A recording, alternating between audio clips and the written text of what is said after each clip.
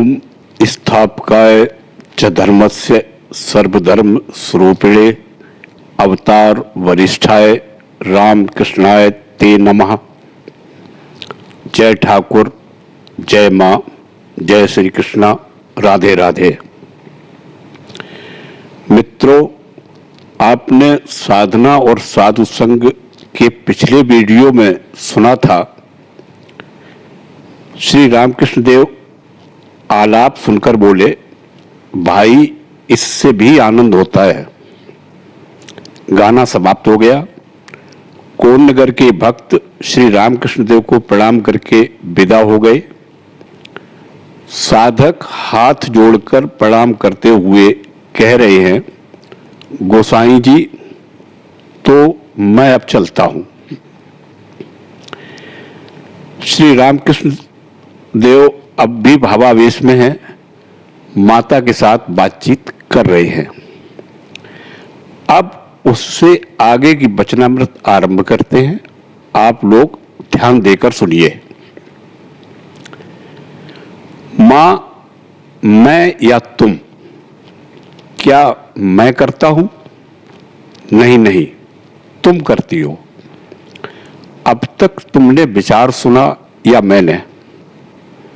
ना, मैंने नहीं सुना, तुम्ही ने सुना है। श्री रामकृष्ण देव की प्राकृत अवस्था हो रही है। अब वे नरेंद्र, भवनाथ, मुखर्जी आदि भक्तों से बातचीत कर रहे हैं। साधक की बात उठाते हुए भवनाथ ने पूछा, कैसा आदमी है? श्री रामकृष्ण देव बोले, तमोगुणी भक्त है। भवनाथ बोले, खूब श्लोक बोल सकता है। श्री रामकृष्ण देव बोले, मैंने एक आदमी से कहा था वह रजोगुणी साधु है, उसे क्यों सीधा फीरा देते हो? एक दूसरे साधु ने मुझे शिक्षा दी। उसने कहा, ऐसी बात मत कहो। साधु तीन तरह के होते हैं, सतोगुणी, रजोगुणी और तमोगुणी। उस दिन से मैं यह सब तरह के साधुओं को मानता हूं। नरेंद्र हंसते हुए बोले, क्या? उसी तरह जैसे हाथी नारायण है, सभी नारायण हैं। श्री रामकृष्ण देव हंसते हुए बोले, विद्या और अविद्या के रूपों से वे ही लीला कर रहे हैं। मैं दोनों को प्रणाम करता हूं। चंडी में है वही लक्ष्मी है और अभागे के यहां की धूल भी वही है। भवनाथ आदि से बोले, क्या यह विष्णु पुराण में है? भवनाथ हंसते हुए बोले, जी मुझे तो मालूम नहीं। कोन नगर के भक्त आपकी समाधि अवस्था देखकर उठे चले जा रहे थे। श्री रामकृष्ण देव बोले, कोई फिर कह रहा था कि तुम लोग बैठो। भवनाथ हंसते हुए बोले, वो मैं हूं। श्री रामकृष्ण देव बोले, तुम जैसे लोगों की यहां लाते हो वैसे ही भगा भी देते हो। गवैये के साथ नरेंद्र का वाद विवाद हुआ था, उसी की बात चल रही है। मुखर्जी बोले, नरेंद्र ने भी मोर्चा नहीं छोड़ा। श्री रामकृष्ण देव बोले, हां, ऐसी दृढ़ता तो चाहिए ही। इसे सत्व का तम कहते हैं। लोग जो कुछ कहेंगे, क्या उसी पर विश्वास करना होगा? वेश्या से क्या यह कहा जाएगा कि तुम्हें जो रुचे वही करो? तो वेश्या की बात भी माननी होगी। मान करने पर एक सखी ने कहा था, राधिका को अहंकार हुआ है। वृंदे ने कहा, यह अहम किसका है? यह उन्हीं का अहंकार है। कृष्ण के ही गर्भ से वे गर्व करती हैं। हरि नाम के महात्म्य की बात हो रही है। भवनाथ बोले, नाम करने पर मेरी देह हल्की पड़ जाती है। श्री रामकृष्ण देव बोले, वे पाप का हरण करते हैं, इसीलिए उन्हें हरि कहते हैं। वे त्रिताप के हरण करने वाले हैं और चैतन्य देव ने इस नाम का प्रचार किया था, अतएव अच्छा है। देखो, चैतन्य देव कितने बड़े पंडित थे और वे अवतार थे। उन्होंने इस नाम का प्रचार किया था, अतएव यह बहुत ही अच्छा है। हंसते हुए बोले, कुछ किसान एक न्योता में गए थे। भोजन करते समय उनसे पूछा गया, तुम लोग आंवला की खटाई खाओगे? उन्होंने कहा, बाबुओं ने अगर उसे खाया हो तो हमें भी देना।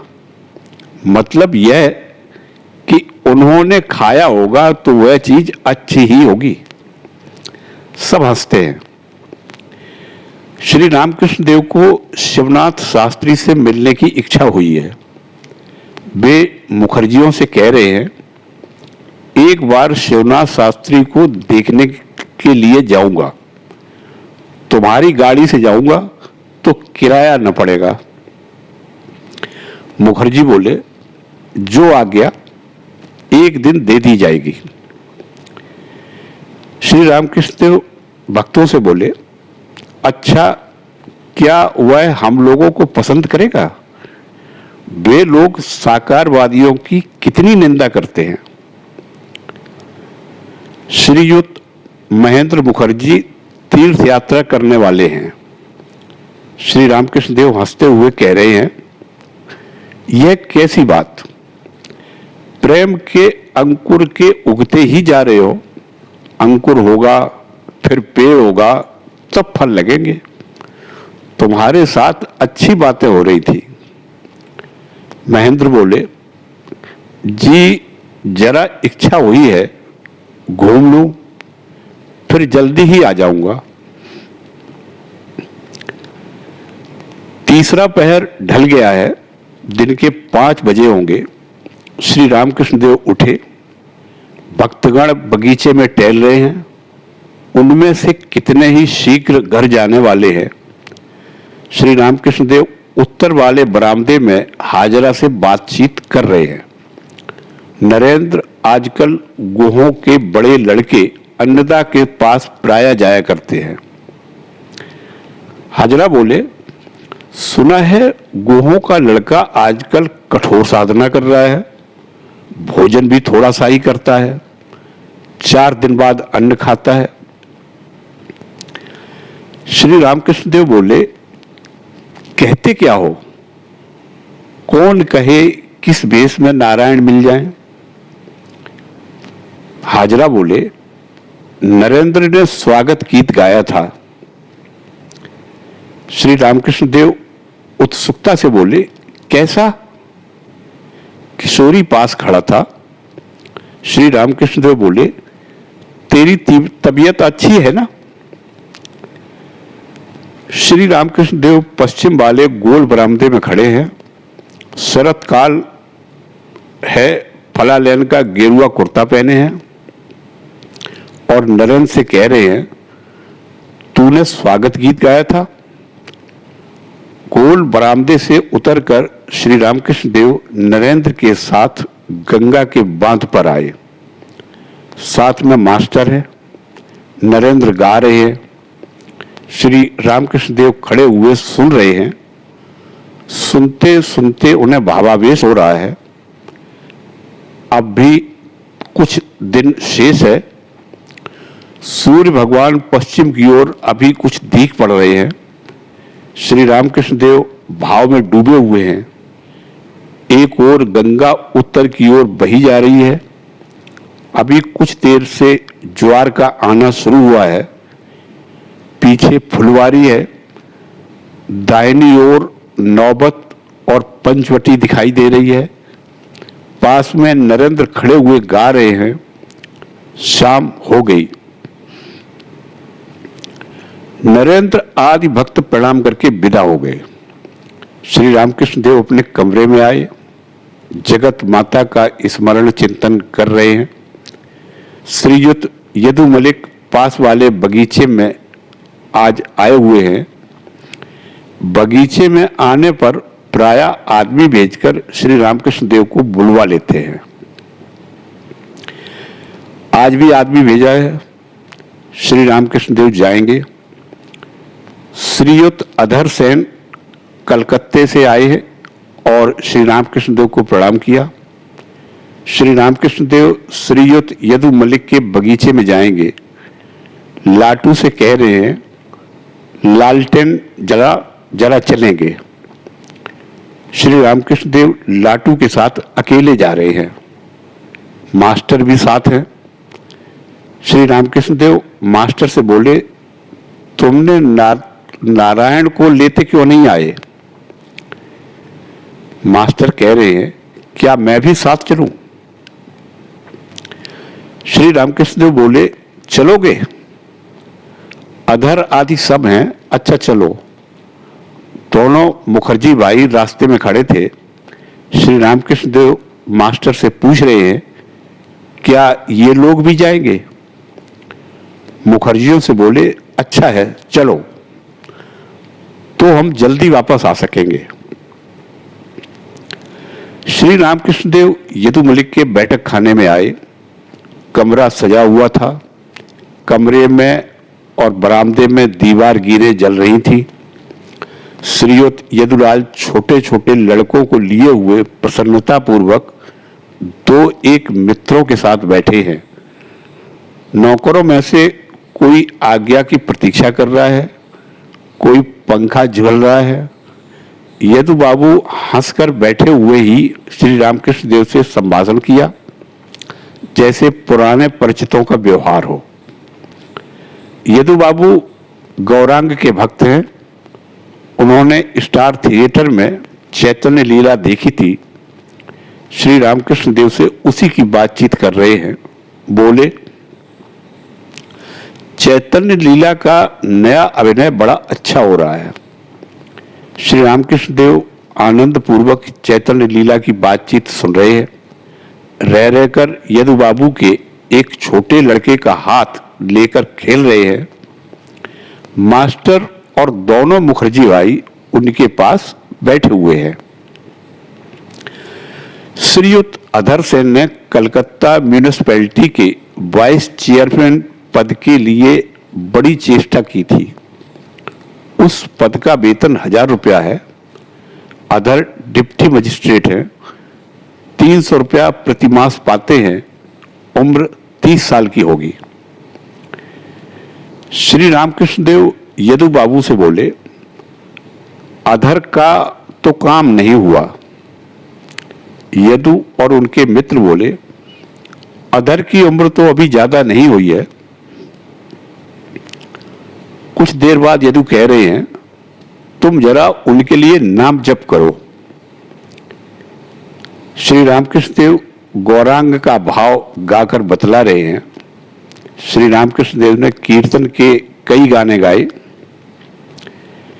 गीत के समाप्त हो जाने पर दोनों मुखर्जी भाई उठे। उनके साथ श्री रामकृष्ण देव भी उठे, परंतु भावावेश अब भी है। घर के बरामदे में आकर खड़े होते ही समाधि मग्न हो गए। बरामदे में कई बत्तियां जल रही थी। बगीचे का दरबान भक्त था। वह श्री रामकृष्ण देव को आमंत्रित करके कभी कभी भोजन कराता था। श्री रामकृष्ण देव को बड़े पंखे से हवा करने लगा। बगीचे के कर्मचारी श्रीयुत रतन ने श्री रामकृष्ण देव को प्रणाम किया। श्री रामकृष्ण देव की प्राकृत अवस्था हो रही है। उन लोगों से संभाषण करते हुए वे नारायण नारायण उच्चारण कर रहे हैं। श्री रामकृष्ण देव भक्तों के साथ ठाकुर मंदिर के सदर फाटक तक आए। यहां मुखर्जी उनकी प्रतीक्षा कर रहे थे। अधर श्री रामकृष्ण देव को खोज रहे थे। श्री रामकृष्ण देव हंसते हुए बोले, मास्टर के साथ तुम लोग सदा मिलते रहना और बातचीत करना। प्रिय मुखर्जी हंसते हुए बोले, हाँ, ये अब से हमारे भी मास्टर बन गए हैं। श्री रामकृष्ण देव बोले, गंजेड़ी का स्वभाव है कि दूसरे गंजेड़ी को देखकर उसे आनंद होता है। अमीरों के आने पर तो वह बोलता भी नहीं, परंतु अगर एक अभागा कहीं का गंजेड़ी आ जाए तो उसे गले लगाने लगता है। सब हंसते हैं। श्री रामकृष्ण देव बगीचे के रास्ते से पश्चिम की ओर होकर अपने कमरे की ओर जा रहे हैं। रास्ते में कह रहे हैं, यदु बड़ा हिंदू है, भागवत की बहुत सी बातें कहता है।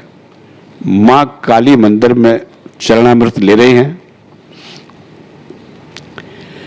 श्री रामकृष्ण देव भी वहीं पहुंचे। माता के दर्शन करेंगे। रात के 9 बजे मुखर्जियों ने प्रणाम करके विदाई ली। अधर और मास्टर जमीन पर बैठे हुए हैं। श्री रामकृष्ण देव अधर से राखाल की बातें कर रहे हैं। राखाल वृंदावन में है बलराम के साथ। पत्र द्वारा संवाद मिला था, वे बीमार हैं। 2-3 दिन हुए श्री रामकृष्ण देव राखाल की बीमारी का हाल पाकर इतने चिंतित हो गए थे कि दोपहर को सेवा के समय हाजरा से बोले, क्या होगा, कहकर बालक की तरह रोने लगे थे। अधर ने राखाल को रजिस्ट्री करके चिट्ठी लिखी है, परंतु अब तक पत्र की स्वीकृति उन्हें नहीं मिली। श्री रामकृष्ण देव बोले, नारायण को पत्र मिला और तुम्हें पत्र का जवाब भी नहीं मिला। अधर बोले, जी नहीं, अभी तक तो नहीं मिला। श्री रामकृष्ण देव बोले, और मास्टर को भी लिखा है। श्री रामकृष्ण देव चैतन्य लीला देखने जाएंगे, इसी संबंध में बातचीत हो रही है। श्री रामकृष्ण देव हंसते हुए बोले, यदु ने कहा था 1 रुपए वाली जगह से खूब दिख पड़ता है और सस्ता भी है। एक बार हम लोगों को पेनेट्री ले जाने की बातचीत हुई थी। यदु ने हम लोगों को चढ़ने के लिए एक चलती नाव किराए पर लेने की बातचीत की थी। सब हंसते हैं। पहले ईश्वर की बातें कुछ कुछ सुनता था, अब वह नहीं दिख पड़ता। कुछ खुशामदी लोग यदु के दाएं बाएं हमेशा बने रहते हैं, उन लोगों ने और चकाचौंध लगा दिया है। बड़ा हिसाबी है। जाने के साथ ही उसने पूछा, कितना किराया है? मैंने कहा, तुम्हारा न सुनना ही अच्छा है, तुम 2.5 रुपए देना। इससे चुप हो गया और वही 2.5 रुपए देता है। सब हंसते हैं। रात हो गई है। अधर जाएंगे, प्रणाम कर रहे हैं। श्री रामकृष्ण देव मास्टर से बोले, नारायण को लेते आना। साधना और साधु संघ का अंतिम भाग यही समाप्त होता है। आप सभी का कल्याण हो। जय ठाकुर, जय मां, जय श्री कृष्णा, राधे राधे।